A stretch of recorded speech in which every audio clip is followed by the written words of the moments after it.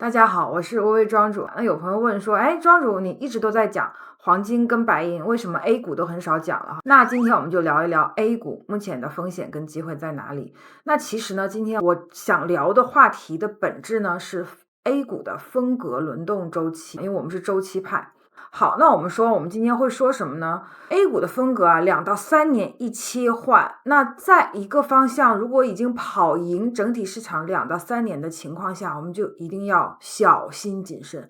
如果有的方向在2到3年的情况下一直跑输，那我们就要予以重视它的机会。那我们说现在目前呢 A 股的成长方向的机会要开始重视了，然后我还会聊到一些方向，一些行业的方向要重视。我们看一下，如果我们去看这个全球的风格转换，它是怎么来发展？我们来看过去50年的一个全球的风格转换，这是一个长周期的价值跑赢成长，这是一个长周期的成长跑赢价值。这个图呢有个特别有意思的地方，我们会发现什么呀？这个前面有特别明显的周期，基本上是5年的，也就是一个库存周期，对吧？可是下面看不到，这里看不到哦，这里就是一泻千里的感觉，非常顺畅的就下来了。好，为什么我是这么理解的，科技呢是第一生产力，那在科技的发展的过程当中呢，它的盈利会爆发，它的盈利会随着经济周期的波动来爆发。那在它作腰爆发的时候，它就会走价值风格，虽然价值风格在往上走，那会把它拽下来，它是跟随着经济周期的一个这样的波动来把它拽下来。那当这个全球的整个这个整体的风格，长周期风格有利于成长的时候，再加上它往下拽，就一泻千里就下来了，就很顺畅，形成了一股合力，很有意思这个图是吧？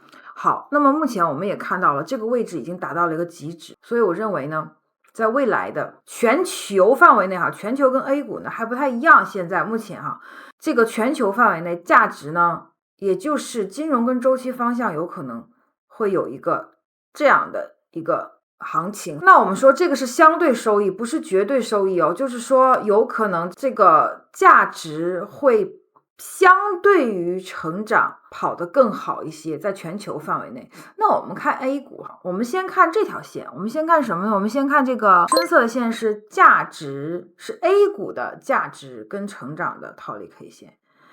我们发现什么？非常强的周期性。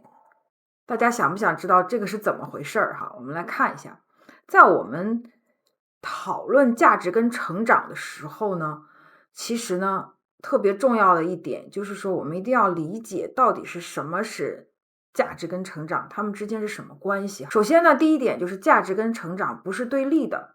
我们看这个图，这是什么图啊？这是价值跟全部 A 股的套利 K 线，跟成长还有全部 A 股的套利 K 线。也就是说，比如说这个蓝色的线呢，价值跟全 A 的套利 K 线，那它往上走说明什么？价值跑赢整体 A 股嘛，对吧？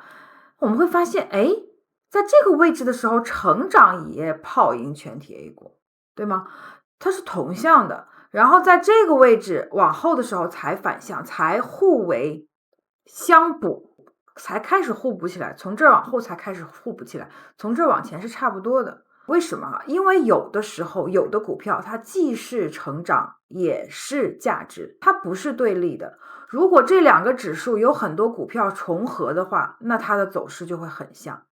它300多只股票，如果有100只是重合的，它的走势就会非常像，上下波动的方向就会非常像，对吧？那后面说明什么？说明这个公司重合的比较少了，说明公司开始分化了。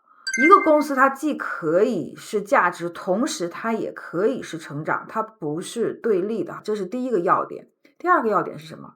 是成长跟价值不是固定的。什么意思啊？就是在我们固定的思维当中，可能银行是价值，对吧？钢铁这种肯定不是成长，是吧？就是我们大家现在看到的这些稳定的红利的方向，其实呢都曾经经历过成长的阶段，都曾经是股市当中的成长股。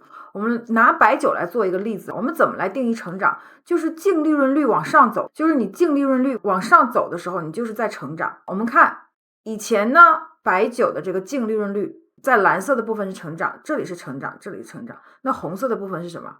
是在一个高的位置，但是呢，它不是在往上走哦，就是它净利润率还是蛮高的，可是它的趋势呢就是横着，因为它已经比较成熟了。那我们说呢，白酒从一个成长的阶段，最后到了一个价值的阶段，所以这个方向呢，以前是成长，现在是价值，它会变，知道吧？所以说呢，我们说成长跟价值它不是固定的，这个世界、这个行业、这个 A 股的里面的很多东西都是在变化的哈。我举个例子，其实像我们以前经常讲，我们说信用周期走在前面嘛，对吧？然后是什么？然后是市场，然后是基本面。可是我们发现现在信用周期呢，对市场的影响非常大。以前信用周期是这样子的，但现在是变成这样子了。它影响依然大，可是当它波动小的时候，我们来利用它来找拐点就很难了，对吗？所以当我们分析的时候呢，就会觉得说，哎，那你整体的信用周期在一个这样大的波动的时候，你对整体的影响也是这样子的。所以我们会发现，就是经济它整体的各个行业整体的走势呢，就会比较协同，因为有一个因素影响着他们所有的方向，而且这个因素它波动的非常大。那到后面呢，这个因素波动小的时候，我们会发现行业的走势呢就开始分化了，就可能有的在前面，有的在后面，所以我们会看到一个这样的情况，到后面行情会分化很多。所以前一段时间其实刚出的数据讲社融的问题，说社融不太好了，其实它目前它的这种波动对 A 股的影响已经没有原来那么大了，这是我们差的一个知识。那我们说呢，我们一定要知道，就是说一个股票它既可能是价值，也可以是成长。那一个股票它有可能以前是成长，现在是价值，随着它的成熟。那我们在投资的过程当中呢，价值跟成长的时间的切换点来怎么看？我们看在2016年之后呢，我们这个套利 K 线是价值成长的哈，那我们发现这里是高点，这里是低点，现在基本上又到了一个高点，它的这个转变呢，跟什么高度相关啊？美国的10年期国债高度相关，